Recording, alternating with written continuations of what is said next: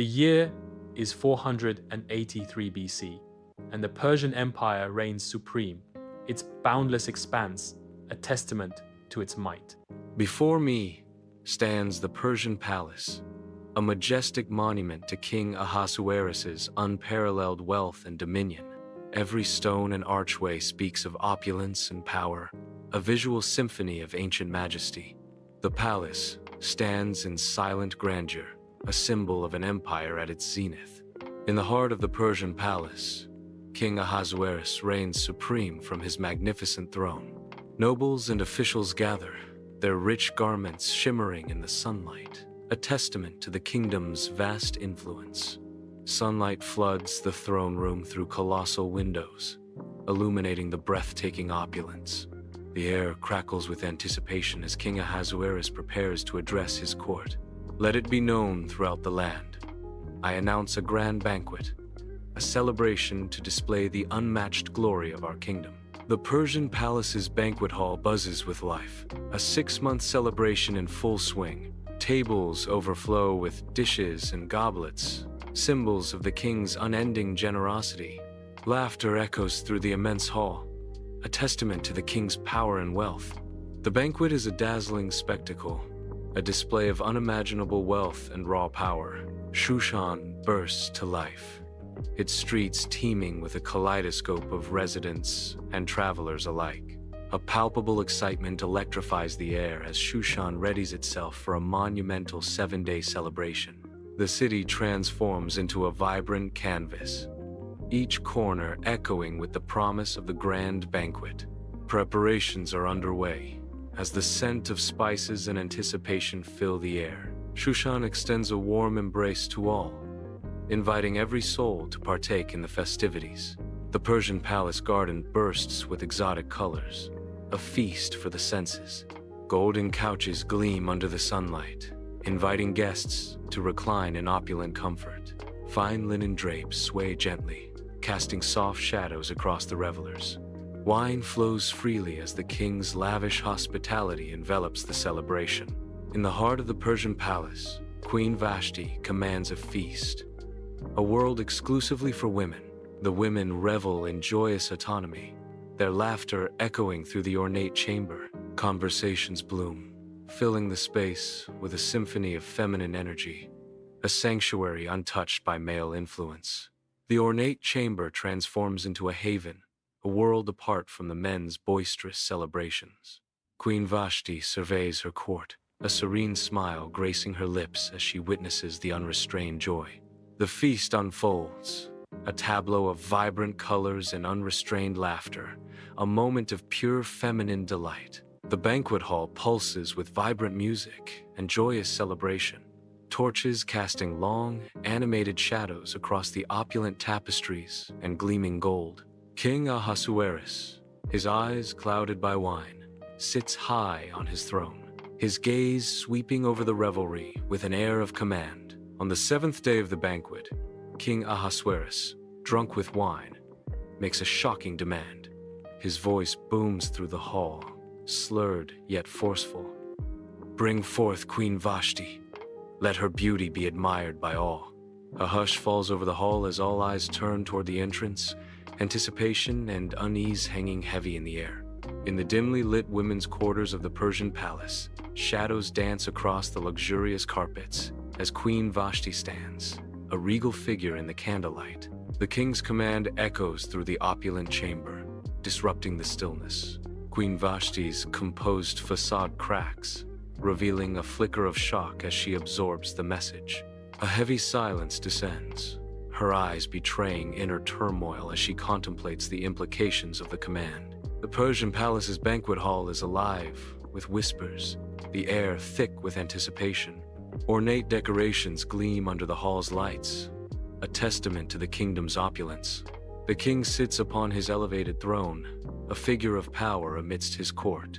Nobles and guests surround the king, their faces etched with a mixture of expectation and unease. A palpable tension fills the banquet hall as all await the queen's arrival. The king's face betrays a carefully concealed irritation beneath a veneer of expectation. In the heart of the Persian palace, Queen Vashti stands, a figure of regal defiance amidst the opulent setting. The chamber is bathed in moonlight, casting long shadows that accentuate the tension in the air. A subtle flicker of sadness betrays the inner conflict raging beneath her composed exterior. Her resolve hardens as she silently defies the king's command. Torches dance, painting the opulent banquet hall with shadows, the air heavy with spices and wine. The king's rage simmers, his face a furious mask, a tempest about to break. The scent of wine turns sour, reflecting the bitterness of the king's mood. Tension coils around the banquet hall, a viper of fear holding every courtier captive. Each breath is held, a silent testament to the king's looming wrath. The opulent hall, once a place of celebration, now trembles under the weight of unspoken dread.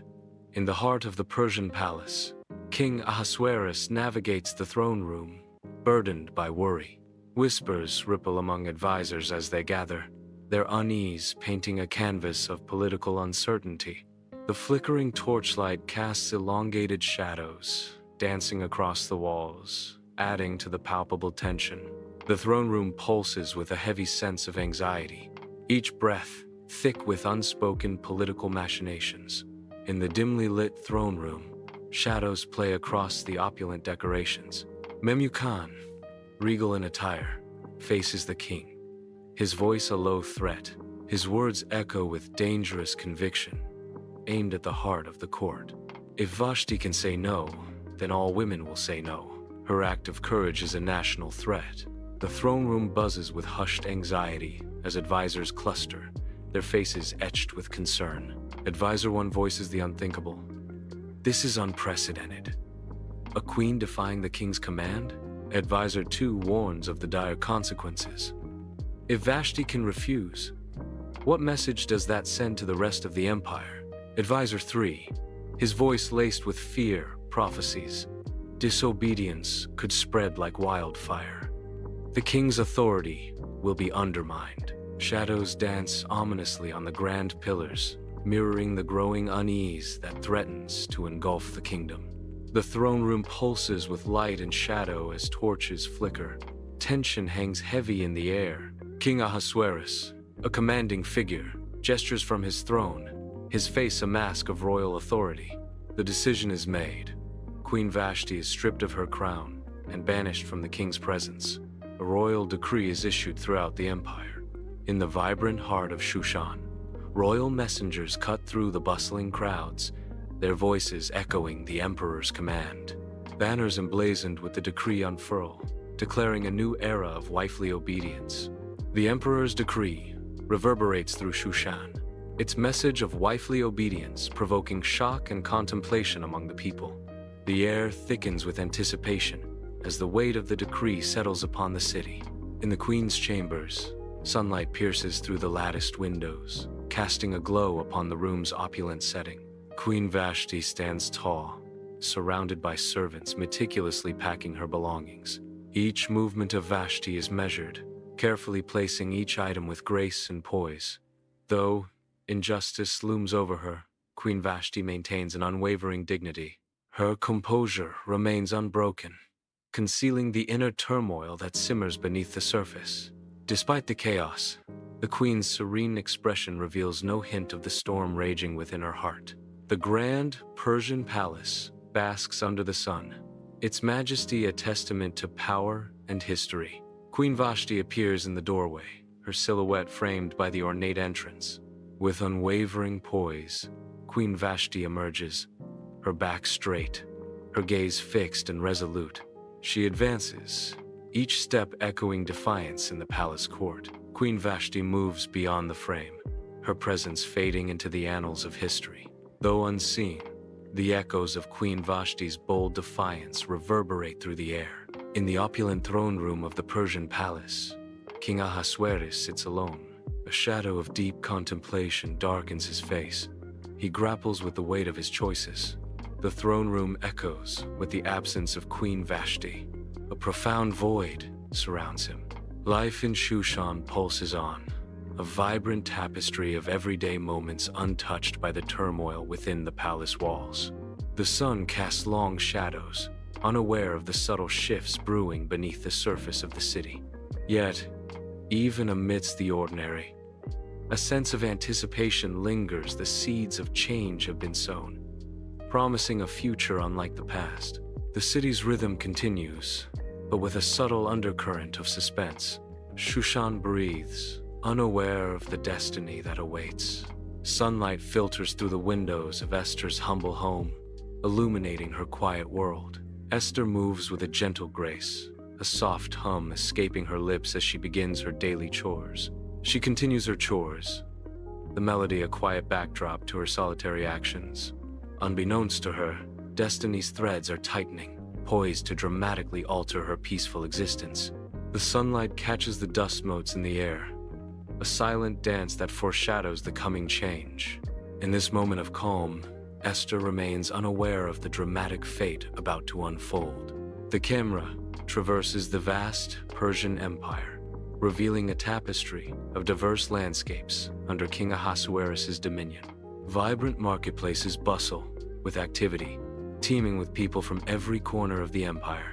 Caravans laden with precious goods snake through arid deserts, symbols of the empire's thriving trade routes. Fertile river valleys flourish with agriculture, sustaining the empire's growing population. Imposing palaces stand as testaments to the power and wealth of King Ahasuerus, the heart of the Persian Empire. In the heart of the grand Persian palace, King Ahasuerus contemplates his reign alone. King Ahasuerus, still without a queen, begins to consider his options. An advisor breaks the silence, suggesting a kingdom-wide search for a new queen. Your Majesty, might I suggest a search throughout the empire? Surely, among the beautiful women of Persia, we can find a suitable queen. The city of Shushan awakens, its streets teeming with life and anticipation. Royal officials, draped in splendor, make their way through the vibrant marketplace. Banners ripple, declaring a quest for beauty and virtue to all corners of the empire. The procession winds through the crowd, a spectacle of color and purpose. Their mission, to find the most exquisite woman to ascend to the throne. In her humble abode, Esther, radiant and youthful, is visited by two imposing royal officials. The royal officials, adorned in ornate robes, stand with stern expressions. Sunlight pours through the window, illuminating dust motes as the officials deliver news that will alter her destiny. A moment of stunned silence hangs in the air as the weight of their words settles upon Esther. Esther's life teeters on the edge of transformation. Esther, alongside other hopefuls, enters the breathtaking Persian palace harem, a realm of unimaginable luxury. The candidates find themselves immersed in a year-long transformation, dedicated to beauty and preparation. Each day brings new rituals, each designed to enhance their grace and allure for the king's discerning gaze. The harem becomes their world, a gilded cage where beauty is both weapon and shield. As the year draws to a close, Esther steels herself, ready to face the king and the destiny that awaits. In the heart of the Persian palace, Esther kneels, a solitary figure amidst the harem's opulent splendor. Candlelight dances across her silhouette, highlighting the stark contrast between her humble prayer and the silk cushions and jewel-encrusted artifacts surrounding her. Lost in contemplation, she grapples with the daunting weight of her destiny, her lips moving in silent supplication. Each whispered word echoes in the vast chamber, a testament to her unwavering devotion amidst the harem's luxurious confines. The Persian palace throne room buzzes with anticipation as radiant candidates parade before King Ahasuerus. Each woman showcases beauty and grace, yet an air of indifference lingers, failing to capture the king's interest. King Ahasuerus watches, his discerning gaze searching for a connection that remains elusive. The nervous energy in the vast throne room heightens as the king's expectations remain unmet. Inside the opulent Persian palace, Esther steps forward, poised and radiant, ready to meet her destiny. Esther's beauty shines, capturing the king's gaze. Her gentle spirit fills the room, and her presence captivates everyone. The king sits on his throne, his eyes fixed on Esther. He is immediately drawn to her. Esther's quiet grace fills the throne room, hinting at a profound shift in the kingdom's fate. Inside the opulent throne room, King Ahasuerus surveys his domain from atop his majestic throne. He descends from the throne, approaching Esther with a gentle resolve. With utmost care, King Ahasuerus places the royal crown upon Esther's head, a symbol of her ascendance. The weight of the crown settles, and a hush falls over the room as Esther assumes her new role. Esther is now the queen of the Persian Empire. The city streets of Shushan pulse with vibrant energy as news of Esther's coronation ignites the hearts of its citizens. A tidal wave of euphoria sweeps through Shushan as Esther is heralded as the new queen. The very stones of Shushan seem to resonate with the joyous cries of its people. The ancient buildings of Shushan echo with the citizens' collective sigh of relief now that Esther has been chosen. Shushan erupts in a symphony of jubilation, its people united in their adoration for Esther. In the heart of the Persian palace, Esther navigates her transformation into royalty. Opulence embraces her, yet Esther's spirit remains untouched by the allure of power. Amidst the splendor, Esther finds solace in her unwavering faith. Her humble heart shines brightly against the backdrop of royal extravagance. Sunlight pours into the throne room, bathing the scene in a golden glow as Esther stands before the court. Her presence commands respect, a beacon of wisdom and compassion in the heart of the Persian palace. Esther's gaze sweeps across the assembled faces, a ruler deeply connected to the well-being of her people. The throne room buzzes with anticipation, all eyes fixed on Esther, a symbol of hope and strength. In her poised stance, Esther embodies the heart of a compassionate leader, a guardian of her people's destiny. The light catches her face, highlighting the depth of her commitment to justice and the welfare of all. Sunlight streams through the lattice windows of the harem, casting an ethereal glow as Esther sits alone, lost in thought. The opulent surroundings of silk tapestries and jeweled ornaments fade as memories of her ancestors flood her mind. A deep sense of connection to her Jewish heritage washes over Esther, evoking the plight of her scattered and exiled people. A resolve hardens in Esther's eyes as she feels a growing sense of responsibility, a burning desire to protect them from harm.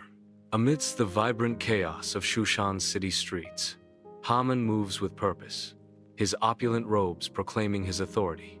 His proud stance and confident stride broadcast his esteemed position within the Persian court.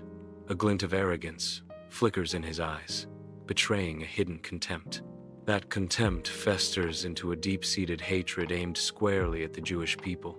His ambition knows no bounds, fueling the dark intentions simmering beneath his regal facade. In the opulent throne room, Haman's sinister whisper weaves its way into King Ahasuerus' thoughts. The king nods, succumbing to Haman's dark influence as shadows lengthen across the throne room. With a heavy hand, King Ahasuerus seals the decree, a symbol of impending doom for an entire people. The fate of the Jews hangs precariously in the balance as the decree echoes through the palace, a testament to unchecked power. In the vibrant city streets of Shushan, a royal decree descends, carrying a chilling message. The decree's stark words spread like wildfire, igniting a sense of impending doom among the Jewish people. Fear grips their hearts, their despair echoing through the crowded streets. The weight of impending doom casts a long shadow over Shushan, enveloping its inhabitants in despair. In her opulent chambers, Esther is surrounded by silks and scrolls, unaware of the impending doom. A newly delivered message arrives, casting a shadow over Esther's radiant face. As she reads, the horrifying truth of Haman's plot begins to dawn on her. Her face pales as the horrifying decree for the extermination of the Jews sinks in. The weight of the impending genocide crushes her spirit, leaving her in despair. In her private chambers, Esther's face hardens with resolve as she confronts a life-altering choice. She steels herself, knowing that approaching the king uninvited could mean certain death. The weight of her people's fate and her own potential demise fills her eyes with grim determination. With a final, steadying breath, Esther prepares to risk everything to save her people from impending doom. In the grand throne room of the Persian palace, Esther's approach commands hushed reverence. Ahasuerus, seated in majesty, watches as Esther advances.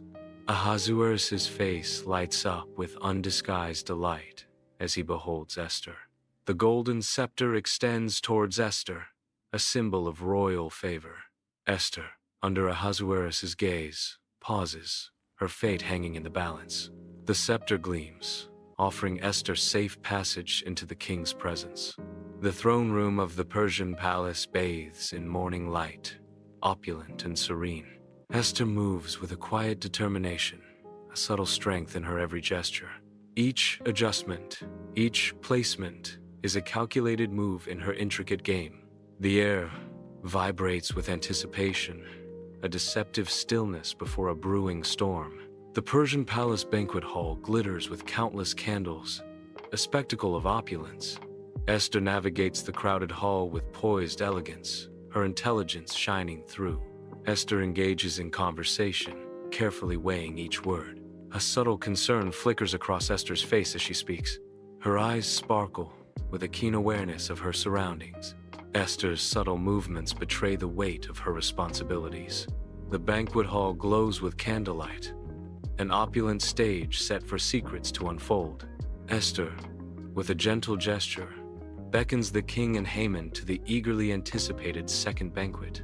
An almost unbearable silence descends, pregnant with unspoken words and the weight of mounting suspense.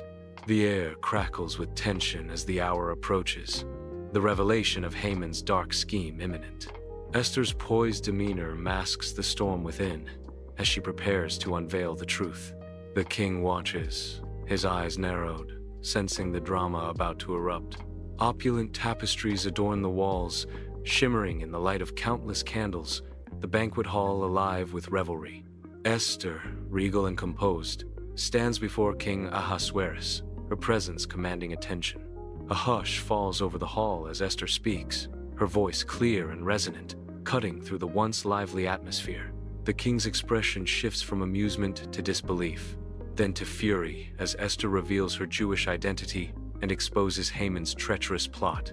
In the grand banquet hall, King Ahasuerus' command reverberates with unwavering authority. Hang Haman on the gallows he prepared for Mordecai. Guards surge forward, their action a swift response to the king's decree. Haman is seized, his fate sealed by the king's unyielding judgment. In the heart of the Persian palace, King Ahasuerus sits upon his ornate throne, the weight of power evident in his posture. Sunlight streams through the high windows, illuminating the throne room. King Ahasuerus rises, his voice booming through the hall as he proclaims, "Let it be known throughout the land, a new decree is issued," he declares with unwavering authority. "The Jews are granted the right to defend themselves against any who would seek to harm them." A murmur spreads through the crowd, a wave of hope washing over the faces of the Jewish people. The weight of fear begins to lift from their shoulders, replaced by a newfound sense of hope. The city streets of Shushan roar with defiance as Jewish warriors stand united, their resolve etched in every line of their faces. Steel clashes against steel, a symphony of courage as they defend their homes against a relentless enemy. The tide turns, the enemy falters, and a resounding cheer erupts as victory dawns upon the Jewish defenders. Tears of relief stream down faces as the streets transform into a scene of jubilation, a testament to their hard-won deliverance. They celebrate their hard-won deliverance, forever commemorating the downfall of Haman, the symbol of oppression. In the grand throne room of the Persian palace, Esther and Mordecai stand bathed in a golden light. Their faces, marked by hardship, now radiate a serene fortitude. Ornate pillars rise around them, tapestries adorn the walls, and gold glints, framing their courage. The throne room shines, a testament to their triumph and leadership. The streets of Shushan come alive with the vibrant energy of Purim, a symphony of jubilant cheers echoing through the air. Laughter and music intertwine, creating a tapestry of joy that envelops the senses.